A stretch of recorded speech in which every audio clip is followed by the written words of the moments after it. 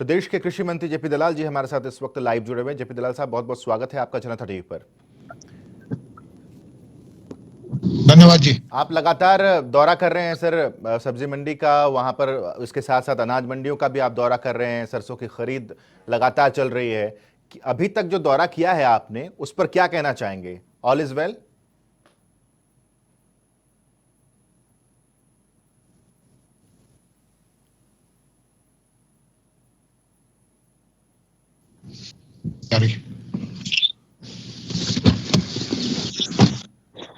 आप दोबारा रिपीट करेंगे? जी आपकी आवाज कट गई थी। जी, सवाल मेरा यह था कि आपने लगातार अनाज मंडियों का दौरा किया है, सब कुछ ठीक है सर, सब सामान्य है?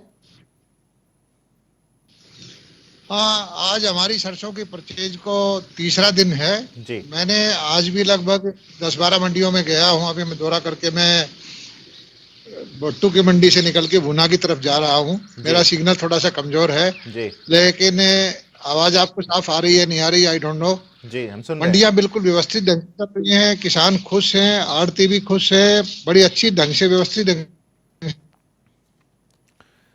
आज कई गंभीर से आरोप भी काम चल रहा है।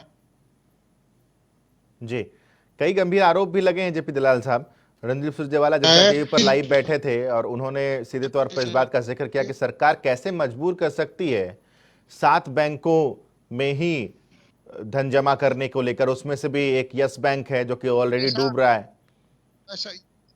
ये सारा डिसीजन वापस हो चुका है कि जहां आड़ती का बैंक का अकाउंट है वहीं पर उसको रखा जाएगा। ये ऐसा कोई आदेश जो हुआ था वो वापस हो चुका है। यानी कि सरकार ने यू टर्न ले लिया है, अपने फैसले को वापस ले लिया है। सरकार का यू टर्न नहीं होता है। इतने बड़े प्रशासनिक अमले में कोई कर्मचारी, कोई अधिकारी अगर किसी तरह का असुविधाजनक ऑर्डर आदेश देता है तो सरकार को संज्ञान में आते ही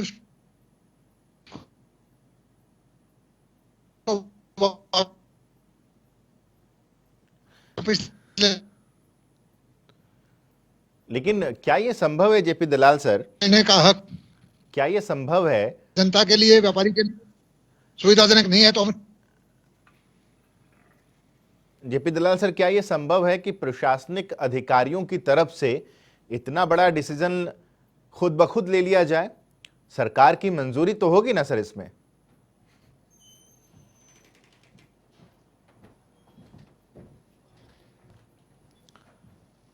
चलिए, संपर्क उनसे टूट गया है, लेकिन ये बड़ी खबर ये भी है जो जेपी दलाल इस बात का जिक्र कर रहे हैं। वो ये कह रहे हैं कि जो फैसला लिया गया था इन फैसलों को वापस ले लिया गया है। तो अहम खबर जिससे हम अपने तमाम दर्शकों को रूबरू करा रहे हैं, जिसका आज जनता टीवी पर रणदीप सुरजेवाला जब लाइव बैठे थे उन्होंने जिक्र किया था कि सरकार मजबूर कर रही है कि इन 7 बैंकों में ही डिपॉजिट किया जाए पैसा, और कैसे सरकार जो है वो ये फैसला कर सकती है, कैसे लोगों के जो स्वेच्छा है उसको मार सकती है।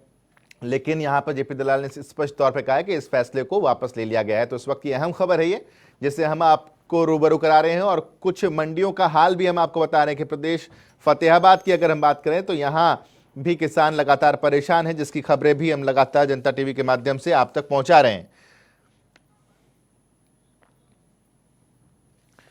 जेपी दलाल साहब हमारे साथ जुड़े हुए हैं। दलाल साहब, ये जानना चाह रहा था मैं, कनेक्शन कट गया था, कि क्या प्रशासनिक अधिकारियों की ही रजामंदी से यह फैसला हुआ था या सरकार की भी पूरी तरीके से रजामंदी थी? गो अहेड, ग्रीन सिग्नल तो सरकार का ही होगा ना सर? ये विषय नहीं है कि फैसला ऐसा था। विषय ये है कि कोई भी जो फैसला हमें लगा कि व्यापारी भाई के हक में नहीं है, हमारे संज्ञान में आते ही, सुरजेवाला से पहले हमारे संज्ञान में आके हमने उसको वापस भी ले लिया था जी। और सब व्यापारी भाइयों को हमने छूट दी थी, जिसका जिस बैंक में खाता है उसमें रखिए, उसी के थ्रू आप व्यापार करिए, आपके अंदर ऊपर कोई भी फैसला थोपा नहीं जाएगा। कुछ मंडियों से खबरें आई हैं सामने जेपी दलाल साहब, महेंद्रगढ़ से खबर सामने आई, उसमें जो व्यापारी हैं, जो आड़ती हैं, वो नाराज हैं सरकार के फैसले से। वो कह रहे हैं कि सरसों की खरीद हम नहीं करेंगे। इसके अलावा फतेहाबाद में मेरी फसल मेरा ब्यूरो, इसका रजिस्ट्रेशन के लिए किसानों को दर दर भटकना पड़ रहा है।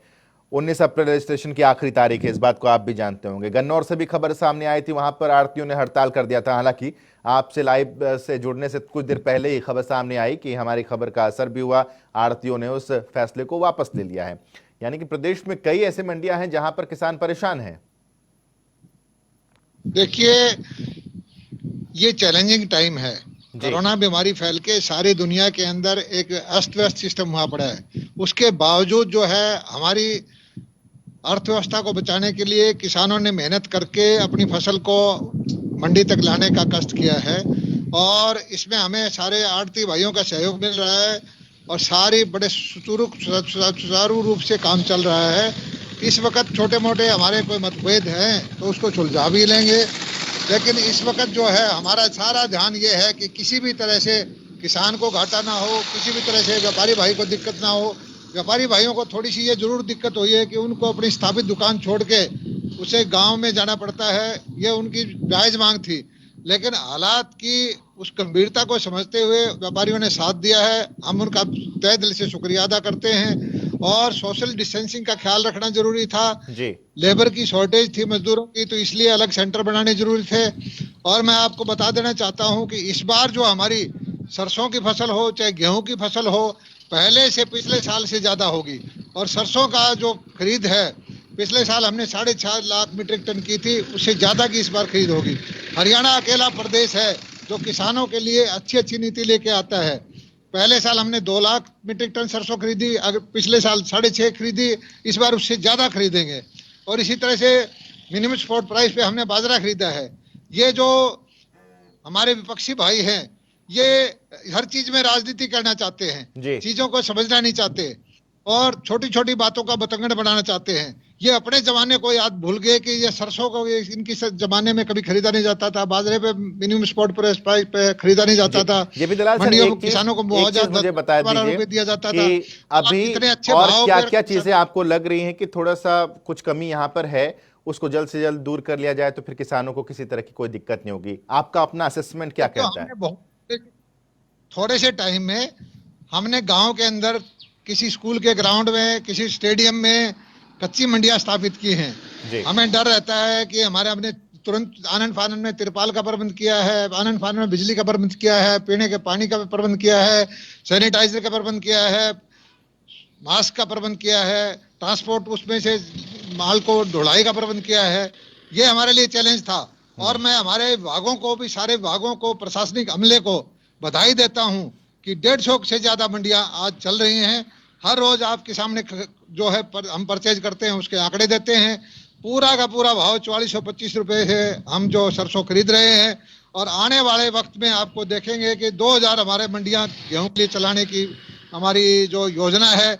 और हमारा सारा प्रशासन ये देखने के लिए लगा हुआ है किसी आड़ती भाई को परेशानी ना हो, किसी किसान को परेशानी ना हो।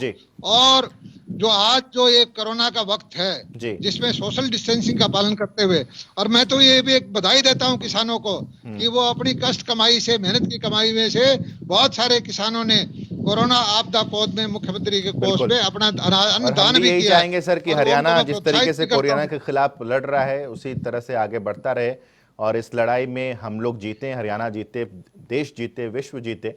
और आप लगातार अलग अलग मंडियों में जा रहे हैं, आप बाहर निकल रहे हैं, आप भी अपने स्वास्थ्य का ख्याल रखिएगा सर। बहुत बहुत शुक्रिया हमसे बातचीत करने के लिए। तो अहम बातें निकल कर आई हैं सामने जेपी दलाल जी से बातचीत के दौरान, और सबसे अहम बात यह है कि कुछ फैसले जो सरकार की तरफ से लिए गए थे उन फैसलों को सरकार ने वापस ले लिया है, लेकिन सरकार पूरी कोशिश कर रही है कि किसानों को किसी भी तरह से कोई भी दिक्कत ना आए और आड़ती उनकी जो अनाज है उन अनाज को पूरा का पूरा खरीदे, क्योंकि सरकार ये दावा कर चुकी है कि किसी भी अनाज का एक एक दाना सरकार खरीदेगी। ये बातचीत के कुछ अंश हैं जो आड़ती खुश हैं, किसान भी खुश हैं, व्यापारियों पर फैसला थोपा नहीं जाएगा।